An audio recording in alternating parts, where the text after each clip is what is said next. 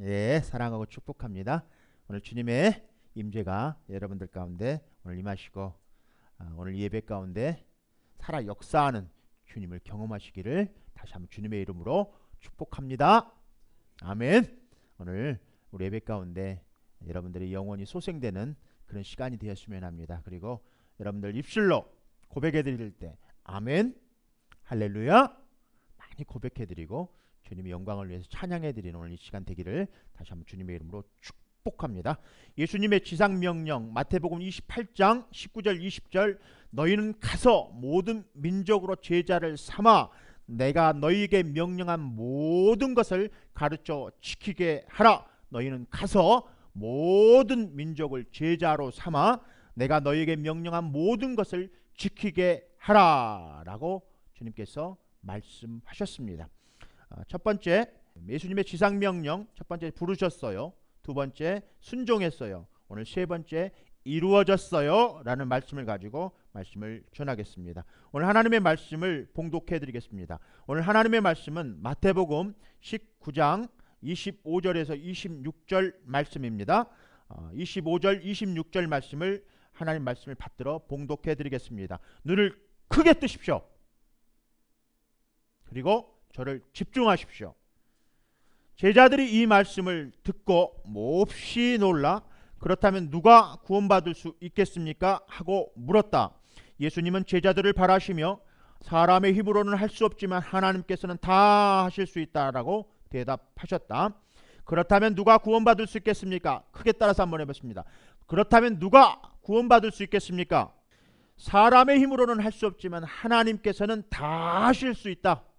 사람의 힘으로는 할 수 없지만 하나님께는 다 하실 수 있다. 누가 구원받을 수 있겠습니까? 크게 따라서 합니다. 누가 구원받을 수 있겠습니까? 사람의 힘으로는 할 수 없지만 하나님의 능력으로 하실 수 있습니다. 하나님의 능력으로 하실 수 있습니다. 믿으면 아멘 합시다. 누가 구원받을 수 있겠습니까? 사람의 힘으로는 할 수 없지만 하나님께서는 하실 수 있습니다. 아멘. 오늘 핵심 포인트는 네 가지입니다. 하나님께서 가장 큰 비전은 모든 사람을 구원하시는 것이라는 사실을 깨닫는 것입니다. 두 번째, 예수님의 탄생을 통해서 하나님의 비전이 이루어졌다는 사실을 아는 것입니다. 그리고 다시 오실 주님을 통해서 다시 이루어질 것을 믿는 것입니다. 아멘. 세 번째, 아직도 예수님의 탄생을 의미를 알지 못해서 구원을 향해서 아직도 길 잃은 양들이 참 주위에 많습니다. 그들을 위해서 예수님의 탄생을 알리고 이 알리기 위해서 우리가 합심으로 기도하는 것, 이 복음을 전해야 합니다. 네 번째, 하나님의 보복의 날, 심판의 날이 언제입니까? 예수님께서 이제 오셨던 예수님, 다시 오실 예수님을 통해서 이미 오셨던 예수님을 통해서 은혜가 선포되었습니다. 아멘. 예수 그리스도 십자가를 통해서 은혜가 선포되었습니다. 다시 오실 예수님을 통해서 심판이 이루어질 것입니다. 그 심판의 날, 보복의 날을 우리가 알고 깨닫는 것입니다. 아멘. 이것을 우리가 전하는 것입니다. 아멘. 이 네 가지 핵심 포인트를 가지고 오늘 말씀을 이 네 가지 순서에 의해서 말씀을 전하겠습니다. 오늘 예배 가운데 하나님께서 내 안에 살아 역사하십니다. 아멘. 크게 한번 선포해 봅니다. 내 안에 하나님께서 살아 역사하십니다. 오늘 예배 가운데 하나님께 내 안에 살아 역사하십니다. 예수 그리스도를 믿고 우리가 하나님의 생명이 들어와 변화된 사람들은 그 안을 하늘의 것으로 채울 수 있게 됩니다. 그래서 하나님의 말씀을 들을 때 내 안에 하늘의 것을 채우기 위한 순간입니다. 그래서 오늘 이 시간 주님으로 채웁시다. 주님으로 채웁시다. 주님으로 채웁시다. 주님으로 채웁시다. 우리가 카메라 셔터를 누른다고 해서 모든 사진이 다 되는 것은 아닙니다. 초점을 맞추지 않으면 셔터를 아무리 눌러대도 엉터리 사진만 나올 뿐입니다. 근데 초점이 잘 맞아도 어디에 초점을 맞추냐에 따라서 사진은 또 달라집니다. 1도 3도 마찬가지입니다. 초점이 중요합니다. 크게 한번 선포해 봅니다. 초점이 중요하다. 초점이 중요하다. 갈팡질팡 하다가 말고 초점을 잘 맞추시기를 다시 한번 주님의 이름으로 축복합니다. 그래야 인생에 좋은 작품이 나올 수 있습니다. 우리가 열심히 사는 것도 우리 인생에 참 중요하지만 순간을 놓치면 영혼을 놓치는 것입니다. 하나님께서 거룩한 영이신 성령께서 우리의 마음을 두드릴 때 하나님을 향하여 온전히 마음 문을 열고 자는 성령의 권능이 임합니다. 아멘. 교회는 잔치집입니다. 그러나 초상집이기도 합니다. 교회는 잔치집이다. 근데 여러분들 얼굴은 잔치집이 아닌 것 같아요. 교회는 잔치집이다. 그러나 초상집이기도 해요. 어떤 사람에게는 교회 잔치집이기도 하고 어떤 사람에게는 교회가 초상집이기도 합니다. 주님을 믿는 사람들은 믿는 사람들이 교회에 모입니다. 그것이 교회입니다. 주님을 믿는 자들이 모이는 것이 교회입니다. 크게 한번 따라서 해봅니다. 주님을 믿는 자들이 모이는 것이 교회이다. 그러면 교회에 누가 있어야 되는가? 주님을 믿는 자들이 모이는 곳이 교회이면 분명히 신랑이 있어야 됩니다. 교회는 잔치집이라고 했습니다. 잔치집에는 분명히 신랑이 있어야 됩니다. 신부 대신 저와 여러분들이 있어야 됩니다. 아멘. 자, 그러면 잔치집에는 또 뭐가 있어야 되겠습니까? 신랑 대신 예수님이 있고 신부 대신 예수님이 있습니다. 하객들이 있어야 되겠죠. 축복해주는 하객들이 필요합니다. 또 누가 있어야 되겠습니까? 말씀이 있어야 되겠죠. 먹는 게 있어야 될 거 아닙니까? 결혼하는데 잔치집에 먹는 것이 없다면 안 되겠죠. 결혼하는데 잔치집에 먹는 양식이 풍성해야 될 줄 믿습니다. 오늘 말씀을 통해서 나가는 하나님의 말씀이 여러분 안에 영의 양식이 되기를 다시 한번 주님의 이름으로 축복드립니다. 그리고 이 예배가 끝나면 다시 우리 빵의 식탁을 나눕니다. 그쪽에서 육의 양식을 얻는 여러분들 되시기를 다시 한번 주님의 이름으로 축복드립니다. 기쁨으로 이 말씀의 식탁에 여러분들 나왔습니다. 신랑 대신 예수님이 있고 신부 대신 여러분들을 통해서 오늘 여러분들을 축복해 주는 오늘 성령과 천사들을 통해서 오늘 축복의 잔치집이 되시기를 다시 한번 주님의 이름으로 축복드립니다. 먹는 것이 풍성해야 되겠죠. 여러분들 영의 양식을 여러분들 안에 가득가득 채우시기를 다시 한번 주님의 이름으로 축복드립니다. 그리고 하나님께 대한 찬양과 경배가 있어야 되겠죠. 잔치집에 음악이 없으면 안 되겠죠. 하나님께 찬양하고 경배하는 여러분들 되시기를 다시 한번 주님의 이름으로 축복드립니다. 성령의 기름 부으심이 없으면 이것이 잘 넘어가지를 못해 소화를 잘 할 수가 없습니다. 오늘 성령의 기름 부으심을 통해서 여러분들이 영의 양식이 여러분 안에 들어갈 때 여러분들 안에서 잘 소화되시기를 다시 한번 주님의 이름으로 축복드립니다. 오늘 그런 교제, 하나님과의 교제, 성도의 교제, 기쁨의 잔치가 되기를 다시 한번 주님의 이름으로 축복드립니다. 그런 것이 교회의 잔치집 예배예요. 교회 잔치날, 예배날 기쁨이 없으면 안 되겠죠. 기쁨과 감사로 하나님께 올려드리는 여러분들 되시기를 다시 한번 주님의 이름으로 축복드립니다. 그러나 전도서 7장 2절 초상집에 가는 것이 잔치집에 가는 것보다 나으니 모든 사람의 결국이 이와 같이 됨이라. 어떠한 집이 초상집이고 어떠한 집이 잔치집입니까? 마귀가 어떤 사람을 찾겠습니까? 마귀가 어떤 사람을 찾습니까? 주인 없는 빈집입니다. 주인이 없어 비어있는 집은 어김없이 마귀의 표적이 되고 마귀의 밥이 되는 것입니다.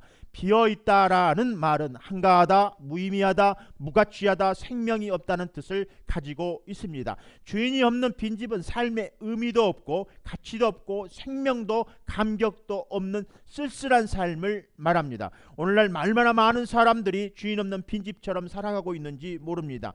삶에 주인이 없습니다. 그래서 삶의 목적도 가치도 없습니다. 생명도 없습니다. 그저 하루하루 무의미하게 무가치하게 살아가고 있습니다. 사탄은 오늘도 비어있는 집을 찾아서 헤매고 있습니다. 우리 인생 가운데 주인 없이 살아가는 사람들을 찾아 나서고 있는 것입니다.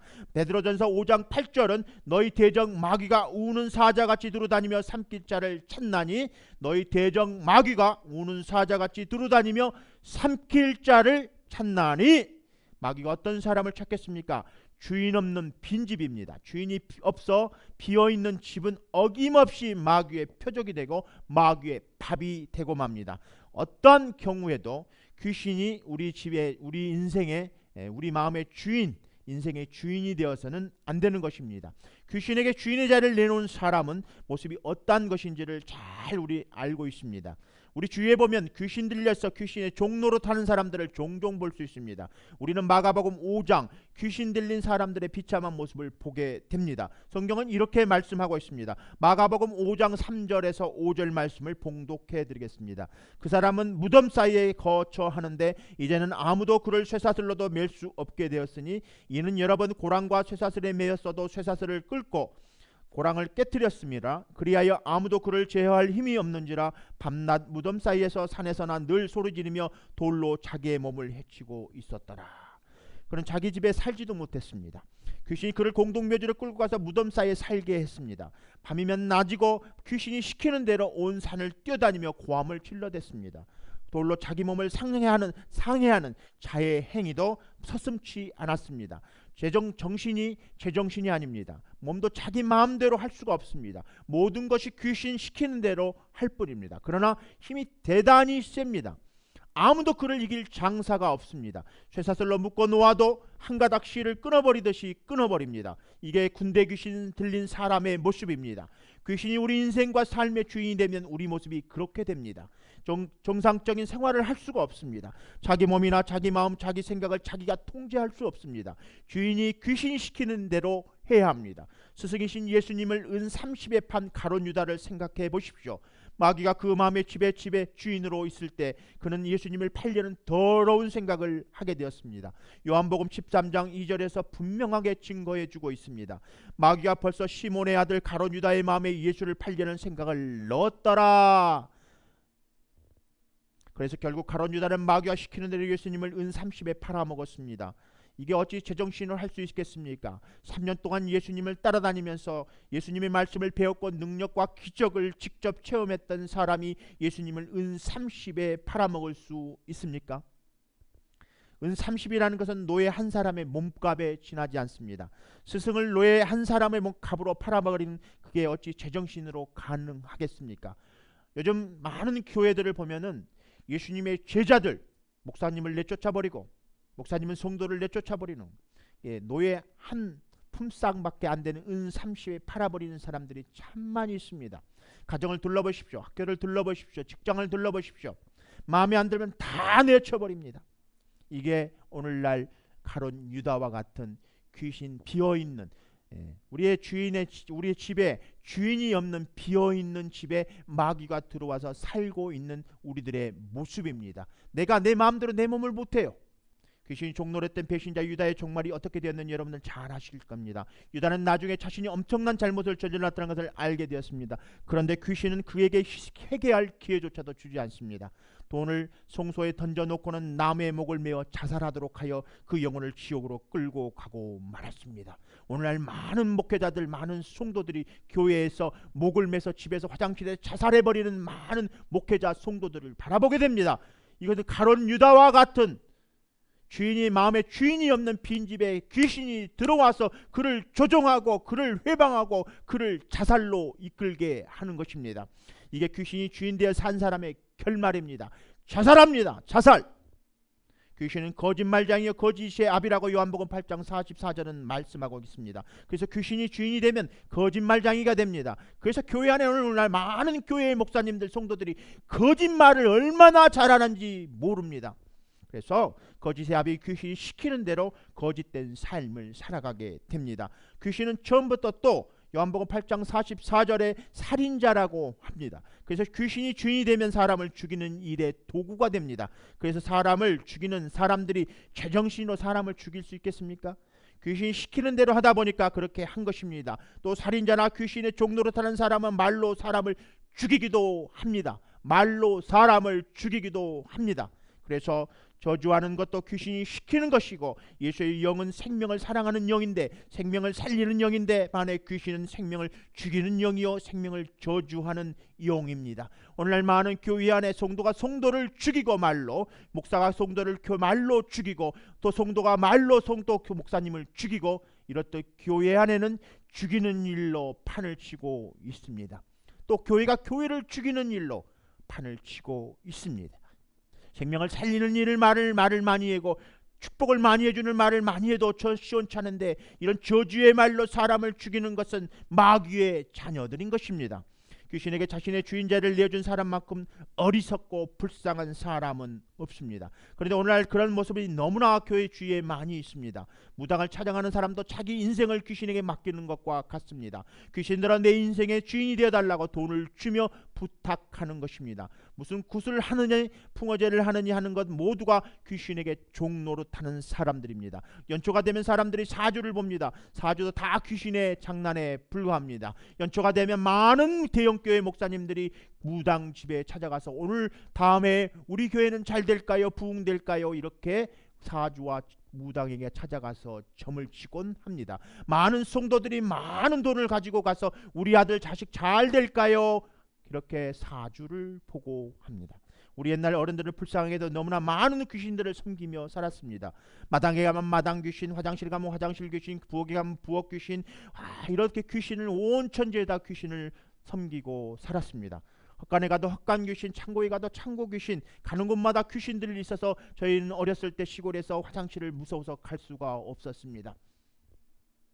그러다 보니 매년 새해가 되면 그 귀신들에게 잘 봐달라고 제사도 드리고 먹을 것도 갖다 바칩니다. 그래서 1년 명절이 돌아오면 음식물을 갖다가 마당 앞에 대문 앞에다가 밥을 떠서 이렇게 올려놓고 거기다 돈도 찔러줍니다. 사비 번창하라고 돼지 머리를 잘라다가 돼지 입에다가 돈도 찔러줍니다. 이것이 오늘날 현실입니다. 그것뿐만 아닙니다. 세상의 쾌락을 추구하는 현대인들은 귀신이 거처하기 좋은 집으로 마음을 다 고쳐 놓았습니다. 그래서 귀신이 거할 수 있도록 귀신을 위해 마음의 집안이 잘 꾸며져 있다는 것을 우리는 알 수 있습니다. 주방에는 미움과 시기의 그릇들이 가득합니다. 안방에는 불신으로 잘 도배를 해놨습니다. 페인트를 잘 불신으로 도배를 해놨습니다. 허영과 사치의 장롱을 열어보면 새롭게 마련한 정욕의 쾌락의 침대를 들여다볼 수 있습니다. 그렇게 좋은 집은 왜 빼앗기고 있겠습니까? 그래서 집을 영원히 자기 것으로 만들기 위해 자기보다 더 악한 귀신을 7이나 데리고 들어옵니다. 마귀는 이렇듯 이렇게 좋은 집들을 빼앗으려고 오늘도 우리들의 마음을 보고 있습니다. 귀신이 들어올 때마다 자꾸 우리들의 형편은 더 나빠질 뿐입니다. 여러분들 집에서 혹시 가계부를 쓰고 계시는 분들이 있을 줄 모르겠습니다. 가계부를 한번 봐보십시오. 여러분들 재정이 어디로 새어나가고 있는 것인지. 이렇듯 마귀는 여러분들의 가계 재정을 여러분들이 순식간에 볼 수 없도록 빠져나가도록 매일매일 여러분들의 곳간을 비우고 있습니다. 하나님께 예수님을 이 땅에 보내주신 것은 이유가 있습니다. 하나님은 이스라엘의 주인이십니다.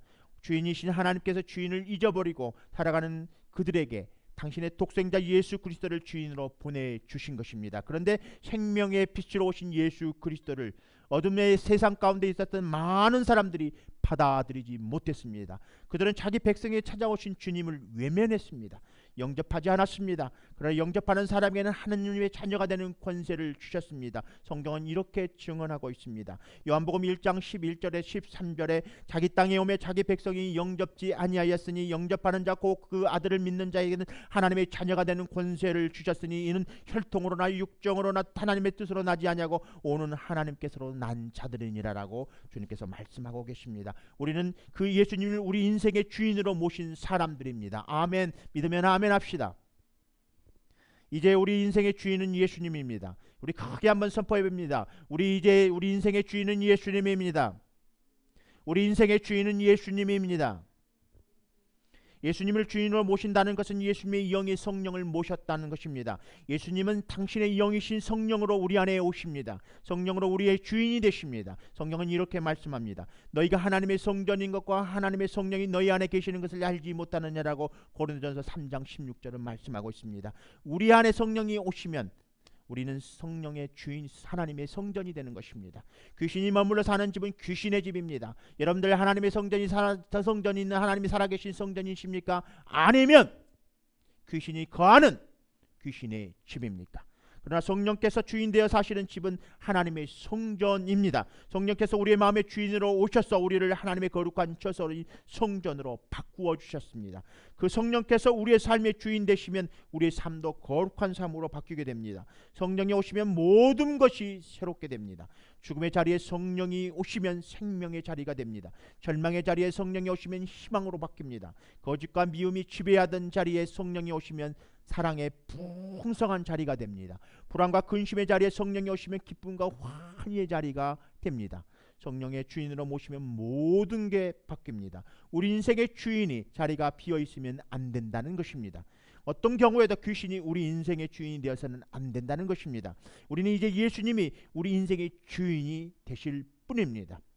예수님의 지상명령, 너희는 가서 모든 민족으로 제자를 삼아 내가 분부한 모든 것을 가르쳐 지키게 하라. 너희는 하나님의 제자인 거예요. 우리는 하나님의 제자입니다. 우리는 하나님의 제자이므로 하나님께 모든 것을 지키고 가르치고 하나님께서 가르쳐 주신 것을 배운 자들입니다. 그리고 믿는 자들입니다. 그렇게 행하는 자들입니다. 이것을 하나님께서는 우리들에게 예수님의 말씀을 통해서 너희는 가서 모든 민족으로 제자를 삼아 그분의 모든 계명을 가지고 다 가르쳐 지키게 하라고 말씀하고 계십니다. 너희는 가라. 그래서 가라 이렇게 말씀하고 계십니다. 여러분 믿으면 아멘 합시다. 가라 주님이 말씀하고 계십니다. 나의 모든 계명을 가르쳐 지키게 하라고 말씀하고 계십니다. 앵무새에게도 예수님은 모든 계명을 가르칠 수 있습니다. 그러나 앵무새에게 그 모든 계명을 지키게 할 수는 없습니다. 앵무새에게는 회개하지 않습니다. 앵무새는 예배를 드리지 않아요. 예수님을 예배하지 않습니다. 예수님의 쌓아주신 그 예수님께서 주신 보화를 쌓지를 않습니다. 그래서 원수를 사랑하지도 않을 것입니다. 그리고 예수님의 하나님의 말씀을 전파하려고도 하지 않을 것입니다.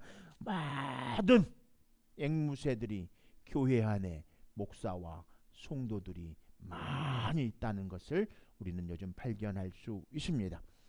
사람들도 마찬가지입니다. 예수님의 모든 명령을 가르치는 것은 쉽습니다. 그러나 사람들이라 하더라도 예수님이 명령하신 제자 삼아 모든 것을 지키게 하는 것은 불가능합니다. 예수님도 불가능하다는 단어를 사용하신 일이 있습니다. 한 부자가 재물을 버리고 예수님을 따르겠다는 결단을 내리지 못했을 때 예수님이 이렇게 말씀하셨습니다.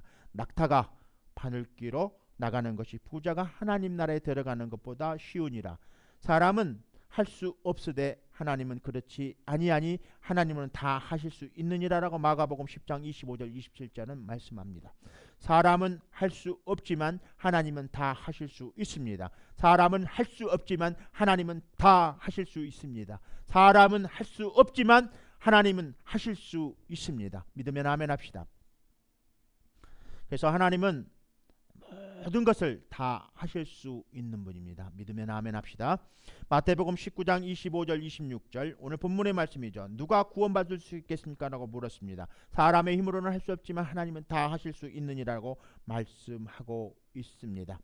여러분들 믿으면 아멘 합시다.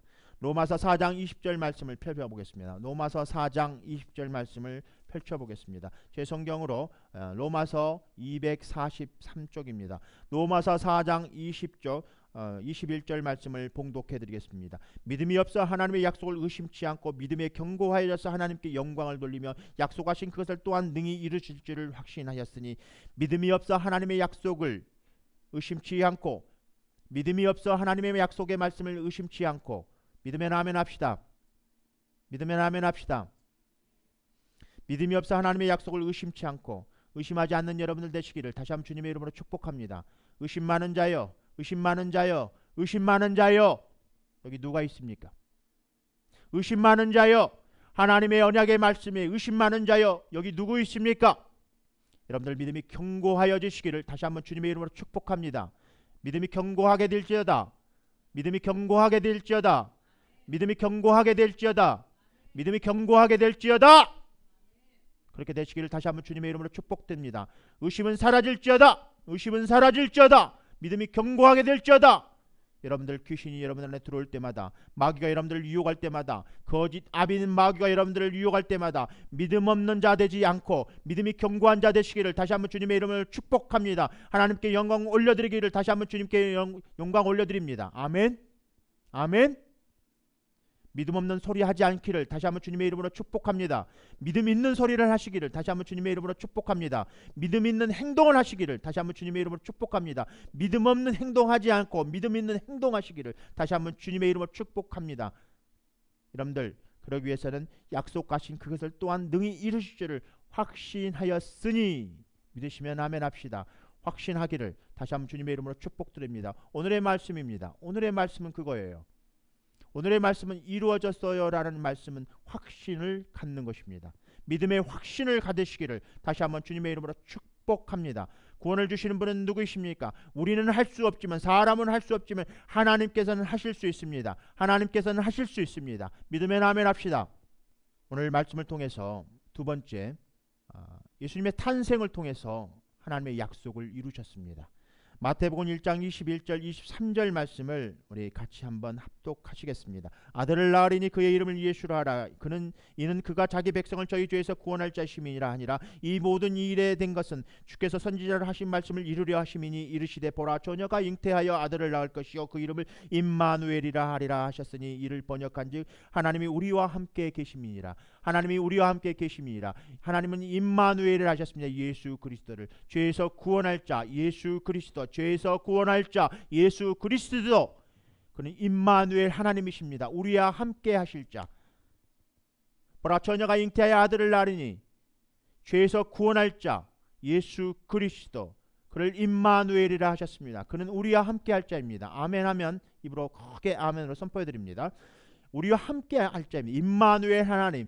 세 번만 하나님께 선포해 드립니다. 임마누엘 하나님, 임마누엘 하나님, 임마누엘 하나님. 크게 선포해 봅니다. 임마누엘 하나님, 임마누엘 하나님, 임마누엘 하나님. 크게 할 때까지 계속하겠습니다. 임마누엘 하나님, 임마누엘 하나님. 우리 마음속에 계신 임마누엘 하나님, 우리 마음속에 계신 임마누엘 하나님, 우리와 함께 하시는 임마누엘 하나님. 여기 계시는 하나님이 아니라 저기 계신 하나님이 아니라 저 위에 계신 하나님이 아니라 내 안에 계신 하나님, 내 안에 계신 하나님, 그분이 임마누엘 하나님이십니다. 내 안에 계신 임마누엘 하나님, 그렇게 선포해 봅니다. 내 안에 계신 임마누엘 하나님, 내 안에 계신 임마누엘 하나님, 내 안에 계신 임마누엘 하나님. 여러분들 믿음으로 그렇게 선포하시기를 다시 한번 주님의 이름으로 축복합니다. 내 안에 계셔요. 주님이 내 안에 계셔요. 주님이 내 안에 계십니다. 주님이 내 안에 계십니다. 그러나 순간순간 주님이 내 안에 계시는 것을 잊어버릴 때가 많습니다. 순간순간 내 안에 계신 주님이, 매일 말씀을 통해서 내 안에 계신 주님이라는 사실을 입술로 고백해드리고 믿음으로 굳건해지시기를 다시 한번 주님의 이름으로 축복합니다. 언제 내 안에 계신 임마누엘 하나님이 없는 것을 느끼게 되냐면 열매의 증거들이 나타나지 않을 때입니다. 여러분들이 말씀으로 믿음으로 믿는다 하고 앵무새처럼 믿는다 하고 앵무새처럼 믿는다 하고 앵무새처럼 그렇게 앵무새는 따라서 잘하죠. 주님은 임마누엘 하나님이십니다. 주님은 임마누엘 하나님이십니다. 그런데 앵무새에게는 열매가 나타나지 않습니다. 예배하지 않습니다. 회개하지 않습니까? 주님께 영광을 올려드리지 않습니다. 그러나 우리 믿는 자들은 앵무새처럼 입을 고백하는 것은 같지만 예배하는 자들입니다. 회개하는 자들입니다. 주님께 드리는 자들입니다. 주님의 말씀을 따라서 제자 되는 사람들입니다. 제자입니다. 예수님의 제자들이에요. 그래서 예수님의 제자들은 가서 내가 분부한 모든 것을 가르쳐 지키게 하라.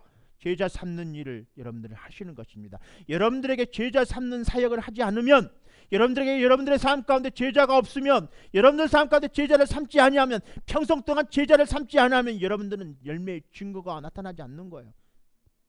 여러분들 안에 이 믿음으로 고백했던 예수 그리스도가 나와 함께 하신 임마누엘 하나님이라는 사실이 예수님의 제자를 삼았을 때 그것이 증거로 나타나게 되는 것입니다.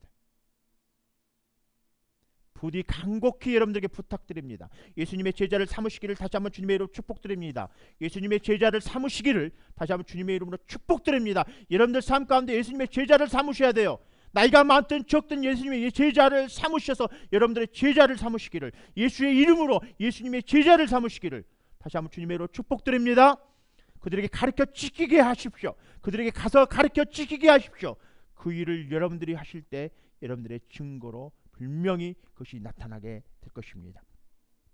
예수님은 자기 백성의 자기 죄를, 예수님은 자기 백성을 저희 죄에서 구원할 자이십니다. 아멘.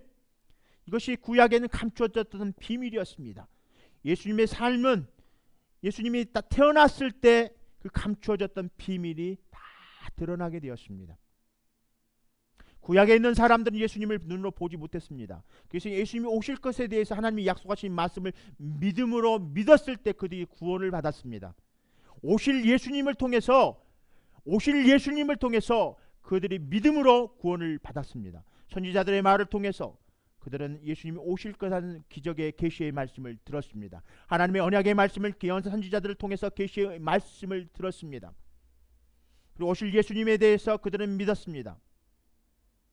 하박국 2장 4절을 한번 우리 보겠습니다. 하박국 2장 4절입니다.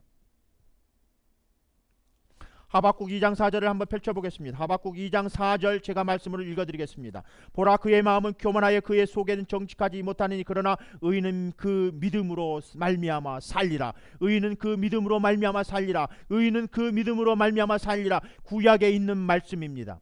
그들도 믿음으로 구원받았습니다.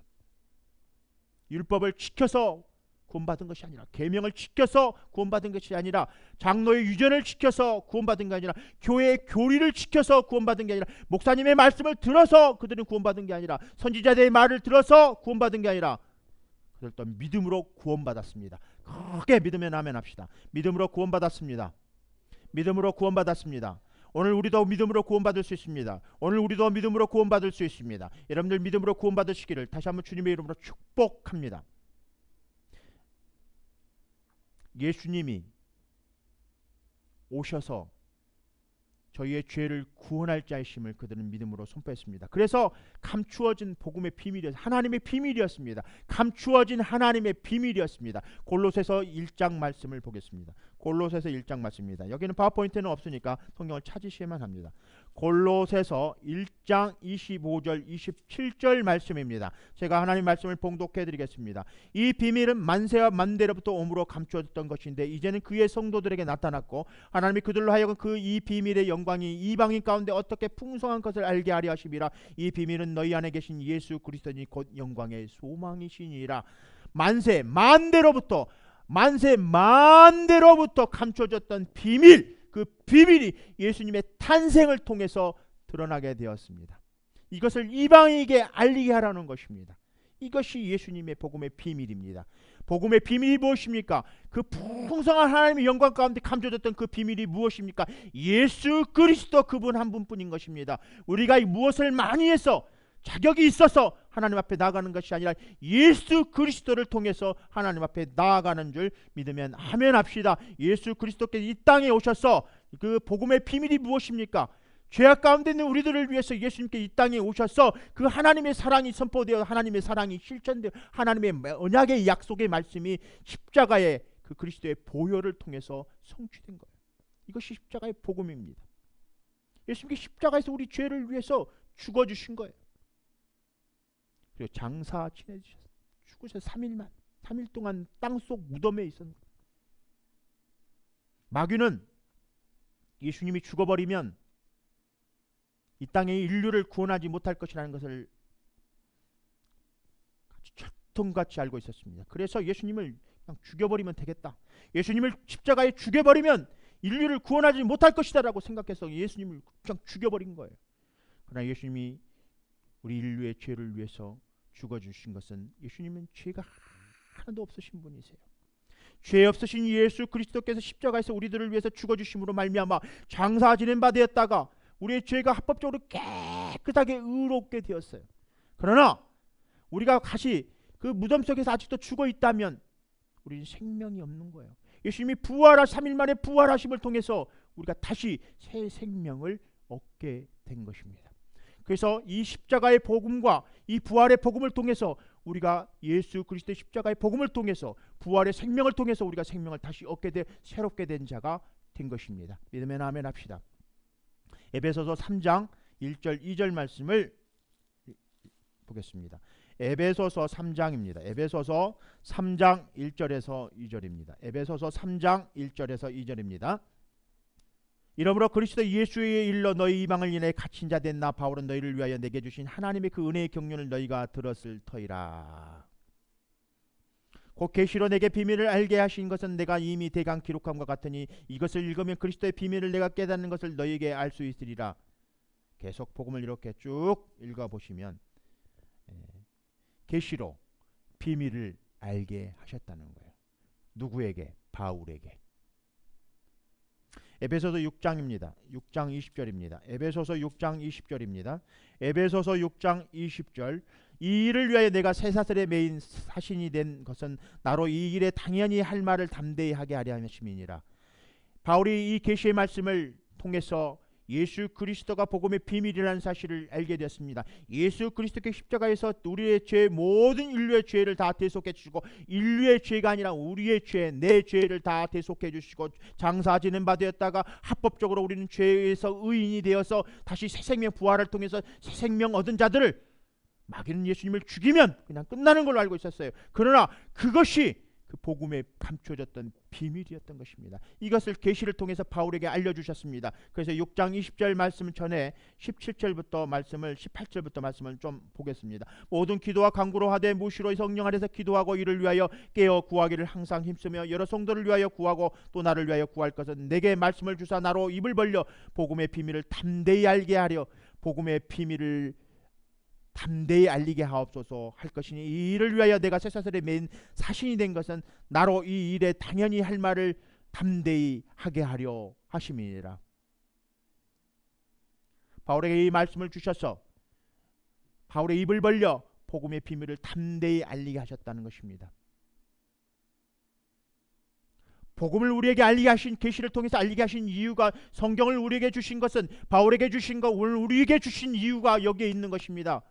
복음의 비밀을 알게 하셔서 우리 입을 통해서 벌려서 많은 이방인들이 알게 하시려고 이 복음을 주셨다는 것입니다.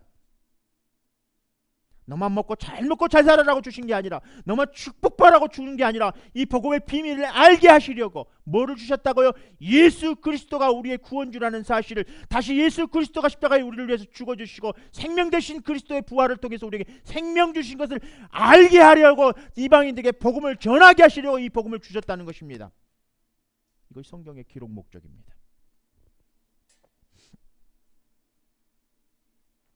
누가복음 18장 말씀을 한 구절만 더 보겠습니다. 누가복음 18장입니다. 누가복음 18장 31절. 마태, 마가, 누가입니다. 누가복음 18장입니다. 누가복음 18장 31절부터 34절 말씀을 봉독해 드리겠습니다. 예수께서 12 제자를 데리시고 이르시되 보라 우리가 예루살렘으로 올라가노니 선지자들로 기록된 모든 것이 인자에게 응하리라. 인자가 이방인들에게 넘기어 희롱을 받고 능욕을 받고 침뱉음을 받겠으며 저희는 채찍질하고 죽일 것이니 저는 3일 만에 살아나리라. 3일 만에 살아나리라 하시되 제자들이 이것을 하나도 깨닫지 못하였으니 그 말씀이 감추어였으므로 저희가 이 이르신 바를 알지 못하였더라. 예수님께서 예수님의 제자들에게 미리 말씀하셨습니다. 내가 채찍질을 당하고 십자가에서 죽음을 통해서 죽고 3일 만에 살아나리라고 말씀하셨는데 예수님의 제자들은 이해를 하지 못하고 깨닫지 못했어요. 여러분들 깨닫는 은혜가 여러분들 오늘 이 시간 여러분들에게 임하시기를 다시 한번 주님의 이름으로 축원드립니다. 예수님께서 3일 만에 다시 살아나셨어요. 예수님께서 다시 3일 만에 살아나셨습니다. 믿으면 아멘 합시다. 예수님께서 3일 만에 살아나셨습니다. 앵무새처럼 믿음으로 고백만 하고 이것이 여러분들의 믿음으로 되어지지 않는다면 이것은 앵무새나 다름없는 것입니다. 십자가에 주와 함께 죽고, 십자가에서 주와 함께 죽고, 여러분들 우리들의 고백은 이런 고백이 돼야 돼요. 나는 십자가와 함께 주와 함께 죽고, 내가 그리스도와 함께 십자가에서 못 박혀 죽었으니, 내가 그리스도와 함께 십자가에 못 박혔으니, 우리 크게 한번 암송해 봅니다. 우리 갈라디아서 2장 20절 말씀 암송하는 거죠. 내가 그리스도와 함께 십자가에 못 박혔으니, 내가 그리스도와 함께 십자가에 못 박혔으니, 내가 주와 함께 죽고, 내가 주와 함께 죽고, 내가 그리스도와 함께 십자가에 못 박혔으니 내가 그리스도와 함께 십자가에 못 박혔으니 주님이 내 죄를 위해서 십자가에 다 죽어주셨어요. 내 죄를 사해 주셨습니다. 내가 주와 함께 십자가에 못 박혔으니 그런즉 이제는 내가 산 것이 아니요 내가 그리스도와 함께 십자가에 못 박혔으니 그런즉 이제는 내가 산 것이 아니요 내 안에 누가 사시는 것입니까? 주와 함께 부활하셔서 그리스도의 생명으로 다시 사신 예수가 내 안에 살아가시는 거야. 내가 그리스도와 함께 못 박혀서 내가 그리스도와 함께 십자가에 못 박혔나니 내가 죽었다는 거예요. 그런데 이제는 내가 산 것이 아니고 내 안에 그리스도께서 사신 것이라는 거예요. 이것이 거듭난 자들의 삶입니다. 이것이 거듭난 자입니다. 요한복음 5장 7절은 이렇게 말씀하고 있습니다. 내가 내게 거듭나야 하겠다. 요한복음 3장 3절은 예수께서 대답하여 이르시되 진실로 진실로 내게 이르노니 사람이 거듭나지 아니하면 하나님 나라를 볼 수 없느니라. 거듭나야 하겠다. 거듭나지 아니하면 하나님 나라를 볼 수 없느니라. 거듭나야 하겠다. 거듭나지 아니하면 하나님 나라를 볼 수 없느니라. 크게 한번 선포해 봅니다. 거듭나야 하겠다. 거듭나지 아니하면 하나님 나라를 볼 수 없느니라. 거듭나야 하겠다. 하나님 나라를 볼 수 없느니라. 이 복음의 비밀, 이 복음의 비밀을 깨닫기를 다시 한번 주님의 이름으로 축복합니다. 이 복음의 비밀, 예수님의 이 땅에 왜 오셨습니까? 이 동정녀 마리아를 통해서 이 땅에 왜 예수 그리스도가 오셨습니까? 하나님이신 그분이 왜 이 땅에 예수 그리스도가 사람이 되지 이 땅에 오셨습니까? 우리를 구원해 주시려고, 우리를 구원해 주시려고, 우리에게 새 생명을 주시려고, 이거를 믿기를 다시 한번 주님의 이름으로 축복합니다. 이것을 믿으시기를 다시 한번 주님의 이름으로 축복합니다. 이거를 믿는 자 되셔서 믿음이 굳건해지시기를 다시 한번 주님의 이름으로 축복합니다. 이거 복음의 비밀 전하는 것입니다. 복음의 계시를 왜 바울에게 전했습니까? 바울이 이방인들에게 이 복음의 비밀을 왜 입술을 통해서 전했습니까? 제자 삼라라고. 너희는 가서 제자 삼으라고. 너희는 가서 제자 삼으라고. 너희는 가서 제자 삼으라고. 근데 제자만 삼는 것이 아니라 내가 가르쳐 분부한 모든 것을 가르쳐 지키게 하라고 말씀하셨습니다. 그런데 가르쳐 지키게 하는 것은 제자 삼는 일에 인간이 할 수 없는 일이라는 것입니다. 누구만 하실 수 있는 일이라고요? 구원받는 누가 구원을 받게 한다고요? 사람이 할 수 없다는 거예요. 누가 할 수 있다고요? 하나님만이 하실 수 있다는 것입니다. 그를 믿는 것입니다. 오늘 많은 교회들이 제자 훈련에 실패한 이유가 그것이었습니다.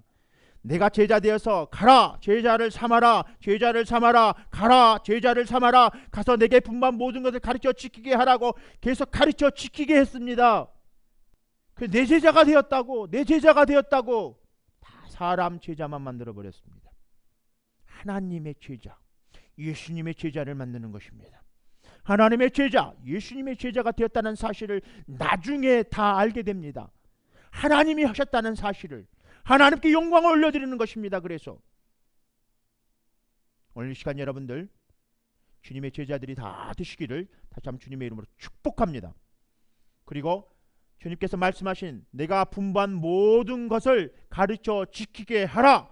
여러분 가셔서 예수님의 제자가, 여러분들이 먼저 예수님의 제자가 되십시오. 그리고 예수님이 말씀하신 말씀을 다 지켜 행하십시오. 그리고 가서 예수님의 제자를 오래 삼으십시오. 그리고 여러분들 오늘 배운 것을 그대로 가서 예수님의 제자들에게 전하십시오. 그리고 가르쳐 지키게 하십시오. 무엇을 가르쳐 지키게 하라고 하셨습니까? 복음의 비밀, 이것을 전해주는 것입니다. 오늘이 바로 구원의 날입니다. 히브리서 3장 7절에서 14절 말씀이 좀 깁니다. 이제 세 번째, 예수님의 탄생 세 번째를 말씀을 전해드렸습니다. 예수님의 탄생은 복음의 비밀입니다. 예수님이, 하나님이 이루셨습니다. 하나님이 예수님을 통해서 구원을 이루셨습니다. 이제 네 번째, 이제 주님께서 십자가를 2000년 전에 이 땅에 오셔서 구약 기간 동안에 감춰졌던 복음의 비밀이 예수님의 계시의 말씀을 통해서 십자가에서 부활을 통해서 다 이루셨는데 아직 예언이 성취되지 않는 것이 있습니다. 구원에는, 회복에는 두 가지 동전의 양면성 같은 것이 있습니다. 동전의 앞면은 구원이고 동전의 뒷면은 심판입니다. 회복에는 구원과 심판이 양면에 떨어질 수 없는 동전의 양면입니다.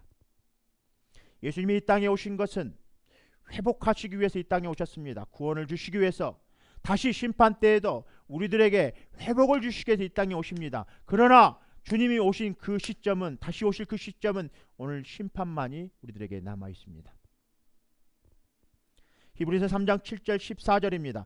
그래도 성령님도 이렇게 말씀하십니다. 오늘 너희가 그 음성을 듣거든 광야에서 시험당할 당시 반역하던 때처럼 못된 고집을 부리지 말아라. 거기서 너희 조상들이 나를 떠보고 시험하였으며 40년 동안 내가 하는 일을 보았다. 그래서 내가 그들에게 노하여 그들의 마음은 언제나 미혹돼 내 길을 알지 못하였다 하였고, 또 내가 분노하여 그들은 안식자가 될 약속의 땅에 들어오지 못할 것이다 라고 선언하였다. 형제 여러분, 여러분 가운데서 믿지 않는 악한 마음을 품고 살아계신 하나님을 떠나가는 사람이 생기지 않도록 조심하십시오. 여러분은 오늘이라는 시간이 있을 동안에 매일 서로 권면하여 아무도 죄의 유혹으로 못된 고집을 부리지 않게 하십시오. 14절, 우리가 처음에 가졌던 확신을 끝까지 지키면 모든 것을 그리스도와 함께 누리게 될 것입니다. 여러분들 창세기 말씀을 한번 이렇게 펼쳐보겠습니다. 창세기 6장 말씀을 한번 펼쳐보겠습니다. 경고의 심판의 메시지입니다. 창세기 6장 5절부터 7절 말씀입니다. 창세기 말씀을 펼쳐놓으십시오. 좀 빠른 속도로 성경을 읽어드리겠습니다. 창세기 6장 5절에 7절까지 여호와께서 사람의 죄악이 세상에 관영함과 그의 마음의 생각이 모든 계획이 항상 악할 뿐임을 보시고 땅 위에 사람을 지으셨음을 한탄하사 마음에 근심하시고 가라사대 나의 창조한 사람을 내가 지면에서 쓸어버리되 사람으로부터 육축과 기는 것과 공중의 새까지 그러하리니 이는 내가 그것을 지었음을 한탄함이니라 하시니라고 홍수의 심판을 선포하셨습니다. 성경은 이 홍수가 전 지구적으로 홍수였다는 사실을 분명히 말씀하고 계십니다. 첫째는 심판의 대상이 모든 사람과 기식 있는 생물이었음을 여러 곳에 분명히 말씀하고 계십니다. 창세기 6장 11절입니다. 창세기를 보셔야만 합니다. 여러분 창세기 보십시오. 창세기 6장 11절에 때에 온 땅이 하나님 앞에 폐기하여 강포가 땅에 충만하니라. 12절입니다. 하나님이 보신지 땅에 폐기하였으니 이는 땅에서 모든 혈육 있는 자가 행위가 폐기하였음이라. 17절에 내가 홍수의 땅을 일으켜 물어 생명의 기식 있는 육체를 천하에서 멸절하리니 땅에 있는 자가 다 죽으리라. 7장 넘어가겠습니다. 7장 4절입니다.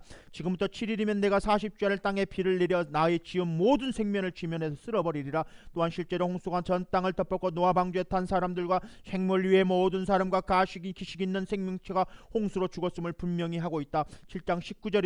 물의 땅이 더욱 창이라며 천하의 높은 산이 다 덮였더니 21절 땅 위에 움직이는 생물이 다 죽었으니 곧 새와 육축과 들짐승과 땅에 기는 모든 것과 모든 사람이라. 7장 22절 23절입니다. 육지에 있어 코로 생물의 기식을 호흡하는 건 다 죽었더라. 지면의 모든 생물을 쓸어버리시니 곧 사람과 짐승과 기는 것과 공중의 새까지라. 이들은 땅에서 쓸어버림을 당하였을 때 홀로 너와 그와 함께 방주했던 자들만 남았더라. 다시 한번 그 부분 읽어드리겠습니다. 온 땅에 쓸어버림을 당하였을 때 홀로 노아와 그와 함께 방주에 있던 자만 남았더라. 또한 하나님은 9장 11절 넘어갑니다. 통해 너에게 내가 너희와 언약을 세우리니 다시는 모든 생물을 홍수로 멸하지 아니할 것이라. 땅을 침몰할 홍수가 다시 있지 아니하리라. 구원의 날은 잔칫날입니다. 노아의 홍수에 노아의 가족들은 교회의 잔칫날이었습니다. 이 지구산에 한 번 초상집 같은 심판의 날이 있었습니다. 이것이 초상집입니다. 누구는 초상집이고 누구는 잔칫날이었습니다. 노아의 홍수의 잔치집은 누구였습니까? 노아의 가족들이었습니다. 그러나 대부분의 모든 인류는 다 초상집이었습니다. 다 멸절당했습니다. 이제 다시 주님 오실 때 초상집 같은 날이 다시 오실 것입니다. 그러나 우리들은 노아의 가족들처럼 잔칫날이 되어야 될 줄 다시 한번 주님의 이름으로 축복합니다. 누가복음 21장 29절에서 38절 좀 깁니다. 29절부터 38절까지 말씀을 읽어드리겠습니다. 예수님은 그들에게 이런 비유를 들어 말씀하셨다. 무화과 나무와 그 밖의 모든 나무를 보아라. 새순이 돋으면 여름이 가까운 줄 알지 않느냐. 이와 같이 너희도 이런 일들이 일어나는 것을 보거든 하나님의 나라가 가까웠다는 것을 알아라. 내가 분명히 말해둔다. 이 세대가 지나가기 전에 이 모든 일이 반드시 일어날 것이다. 하늘과 땅은 없어질지라도 내 말은 결코 없어지지 않을 것이다. 너희는 조심하라. 그렇지 않으면 방탕하고 술 취하고 인생살이 걱정하다가 마음이 둔해져서 뜻밖의 그날이 너희에게 덕과 같이 덮칠 것이라. 방탕하고 술 취하고 인생살이 걱정하다가 크게 한번 선포해 봅니다. 방탕하고 술 취하다 인생살이 걱정하다가 방탕하고 술 취하고 인생살이 걱정하다가 다 멸절당한다. 다시 한번 설정합니다. 술 취하고 방탕하고 인생살이 걱정하다가 우리 심판당한다. 35절 계속 읽겠습니다. 그날은 지구상에 있는 모든 사람에게 이를 것이다. 그러므로 너희는 앞으로 일어날 이 모든 일들을 겪지 않고 내 앞에 설 수 있도록 언제나 정신 차리고 기도하여라. 선포해 봅니다. 정신 차리고 기도하여라. 정신 차리고 기도하여라. 정신 차리고 기도하여라. 정신 차리고 기도하여라.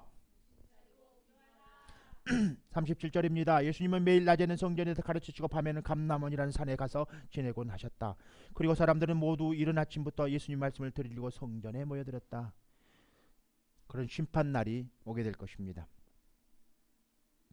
예수님은 이 땅에 세상의 모든 죄를 사하려 주시려 이 땅에 오셨습니다.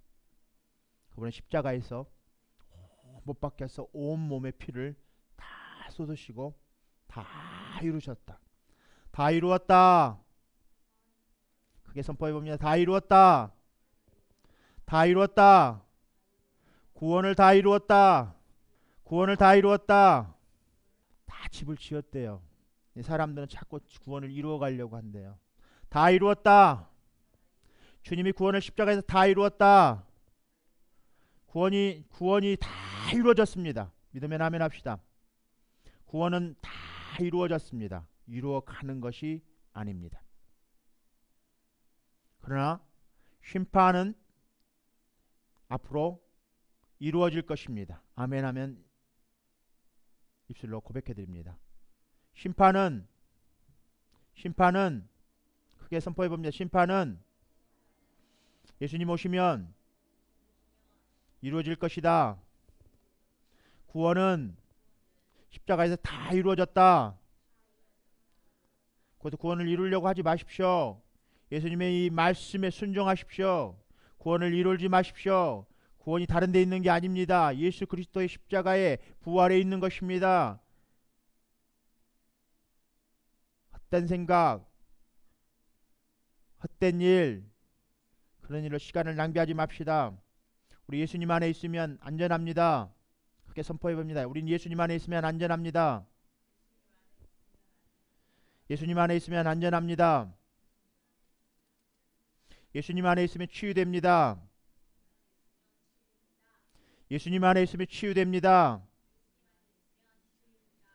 회복에는 질병과 영적인 것이 매였던 것이 풀리는 것입니다. 자유케 되는 것입니다. 자유케 되십시오. 오늘 이 시간 이 예배 가운데 예수님의 이름으로 여러분들 질병과 영적으로 악한 것에 매여있던 모든 것들에 여러분들 성전 안에 귀신이 들어와서 집 짓고 있던 것들 예수님이 없으니까 사단이 들어와서 우리 안에 집을 짓는 것입니다. 그래서 여러분들 안에 여러분들의 집의 주인이 예수 그리스도인 것을 입으로 고백하시면서 여러분들 주님께 영광의 박수 올려드리겠습니다. 주님 영광 받으십시오. 내 안에 예수 그리스도가 나의 주인이십니다. 내 안에 예수 그리스도가 나의 왕이십니다. 잠깐이라도 예수 그리스도가 나의 왕이시고 나의 주인이신 이분이 잠시라도 내 입술을 통해서 고백드리지 않고 그렇게 증거로 열매로 맺지 않으면 사단이 금방 들어옵니다.